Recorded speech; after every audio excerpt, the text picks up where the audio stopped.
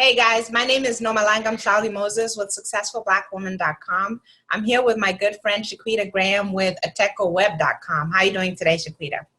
I'm doing good, Noma, as well as can be expected. All right, so let's just jump into the topic today. We've been talking about police executions what is our reaction? What is the impact on us? And what do we have to say about it as Black women? What's your take? Well, after everything went on, I had so many emotions myself, thinking about my husband, thinking about my sons, my loved ones, that it was I tuned out for a second. Then I started realizing, like, man, what about my husband here? I'm seeing this, I'm starting to pay attention to his demeanor and his conversation, and I'm just really realizing that he's the prime target. He's my protector. He's the protector of my home and of my children. And because of that, white supremacy targets him. And even though I have my fears about being stopped by the police myself, how much more does he have to consider what would happen to his family if that was him? Alton Sterling is him. Philando Castile is him.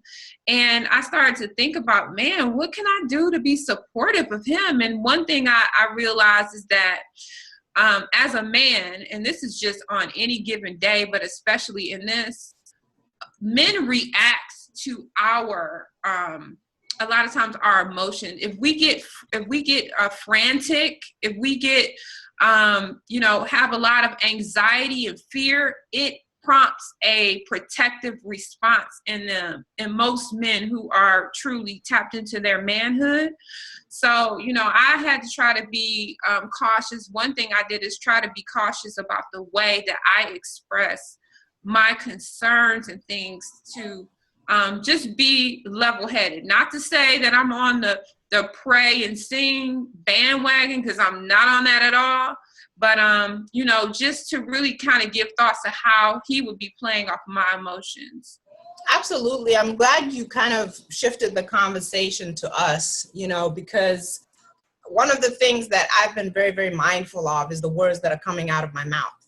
And I actually don't say that my husband is going to get killed or that he could or this and that, because it's being said enough out there. I just choose not to invite it.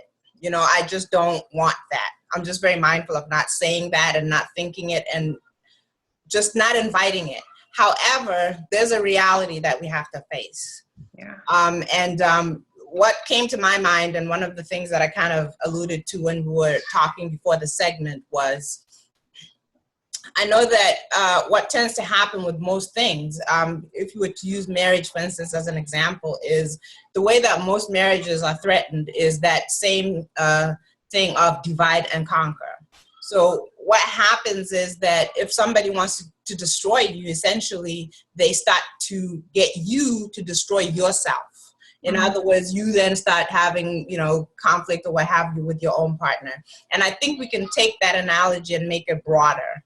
And talk about the Black community as a whole, and talk about the role of Black women and the role of Black men. And are we supporting Black men, and are Black men supporting us? Obviously, we can't speak for men. We can only speak for the women. And I really like what you said about being very mindful of the fact that you have the ability to either agitate a situation or to be a woman that brings calm, peace, and soberness to the situation. And that's what I personally want to do, is to bring a sense of comfort, support, and soberness to the situation rather than agitated and escalated. Right. And let me go even deeper with that. I mean, if we take a look at the white supremacists, like white supremacist news media, Fox News.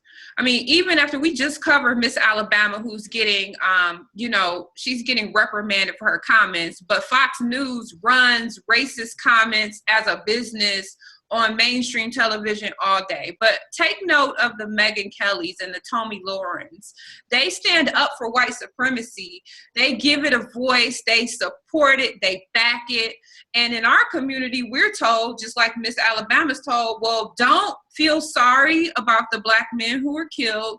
Don't have any opinion about Black people defending themselves or anything like that. And that's what I think that we need to be careful of, because sometimes we can play into a narrative that tries to tell us how to influence our men. Because remember, on the plantation, they would take the woman and put the fear of God in her so she could call Black men and calm them down and calm the children down and get them to listen. Because, you know, people, Black women and Black men, we don't understand how tied we are to one another because of the propaganda that's out there about who we are.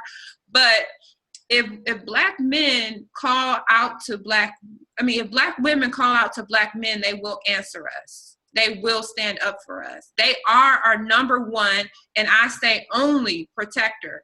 And there has been a battle throughout the history of white supremacy to get us to separate for them and somehow throw them under the bus.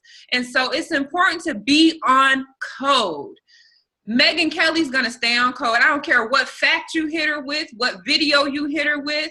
Tommy Lauren, they're gonna stay on that white supremacist code. And when it comes to us defending our Black men, miss me on certain comments. Don't ask me about forgiving no damn body. And don't ask me about, let me just take it back. Don't try to get me off code when it comes to Black men, and Black women need to stand on our square when it comes to our men. Absolutely. I'm glad you brought up, what's her name? Megyn Kelly? The one who said Jesus was white. Right. And is she the one who was arguing with D.L. Hughley? Yeah, she's the one who was arguing with D.L. Hughley, and she basically told him that he is being disrespectful for basically insulting was the word she said. Did we have the clip or no? We don't have. Yeah, I have it. Yeah. Oh, I have it. And she was telling him, don't you dare disrespect us and all the people who watch this channel. I mean, I to some degree questioned, what were you doing at Fox, DL? But that's a topic for another day. But she was very clear about, you will not come here to white supremacy land and disrespect us or insult us. And the same thing should be happening with us. Okay, let's forget about all the divides and all the other problems and all these other things that are going on, and understand that this is our situation right now, and we have the power to affect it in a positive way or a negative way. And just understand that. And just understand that there's a lot going on. Yes, nobody's disputing all the other things. Just like how sometimes when people talk about the police brutality or Black people being killed, some people jump in with, well, what about black on black violence? That is not what we're talking about right now. That's another issue for another day. So I would say the same thing to a Black woman who jumps in and says, what about this or what about that? That's not what we're doing today.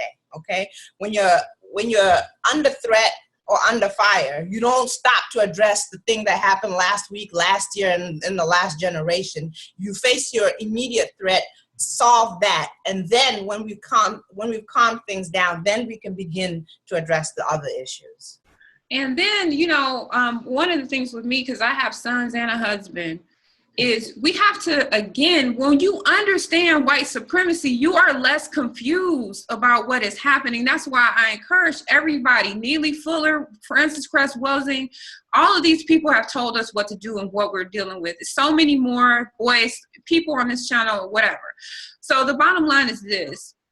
These killings are going on to discourage us and put us in a fear state. So like you said, I'm not going to believe that my husband is going to be killed, and I'm not going to fill him with fear, or my sons. I'm not going to make them feel like they are sitting ducks and there's nothing that they can do. Yes, we have a very real threat, and that is why we need to be active and we need to make decisions about how we are going to fight it.